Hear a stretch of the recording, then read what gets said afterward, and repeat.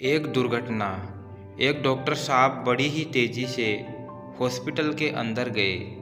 उन्हें किसी एक्सीडेंट के मामले में तुरंत बुलाया गया था।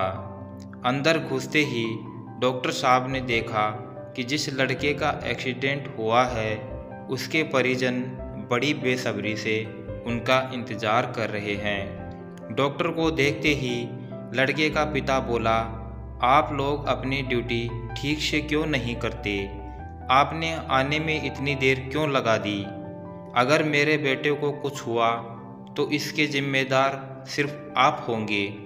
डॉक्टर ने विनम्रतापूर्वक कहा, आई एम सॉरी, मैं हॉस्पिटल में नहीं था और कॉल आने के बाद जितना तेज़ी से हो सका मैं यहाँ आया हूँ। कृपया अब आप लोग शांत हो जाइए ताकि मैं आपके बच्चे का इलाज कर सकूं। आप शांत रहिए।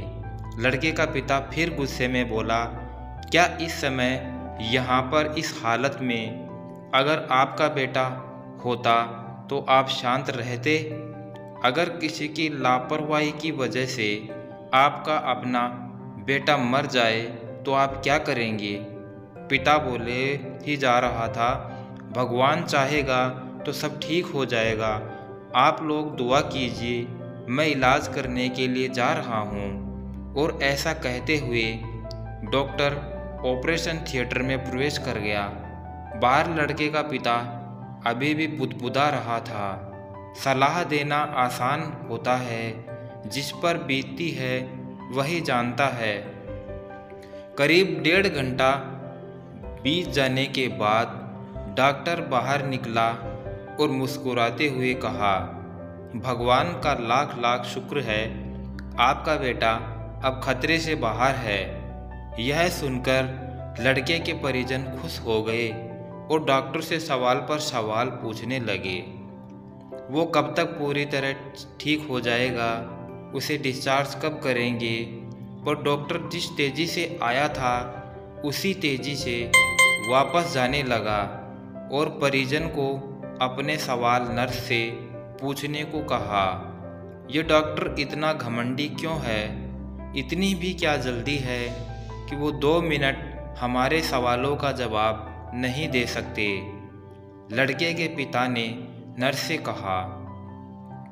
नर्स अपनी आंखों से आंसू पोंछती हुई बोली कि आज सुबह डॉक्टर साहब के लड़के की एक भयानक दुर्घटना में मौत हो गई और जब हमने उन्हें फ़ोन किया था तब वे उसका अंतिम संस्कार करने जा रहे थे। और बेचारे अब आपके बच्चे की जान बचाने के बाद अपने लाडले का अंतिम संस्कार करने के लिए वापस लौट रहे हैं। यह सुनकर लड़के के परिजन और पिता स्तब्ध रह गए और उन्हें अपनी गलती का एहसास हो गया। और जब शाम के चेकअप राउंड पर डॉक्टर साहब आए तो उस लड़के के पिता डॉक्टर साहब से माफ़ी मांगने लगा। आप सच में भगवान का रूप ही है। मैंने आपको क्रोध में बहुत कुछ गलत बोल दिया, आप मुझे माफ़ कर दीजिए।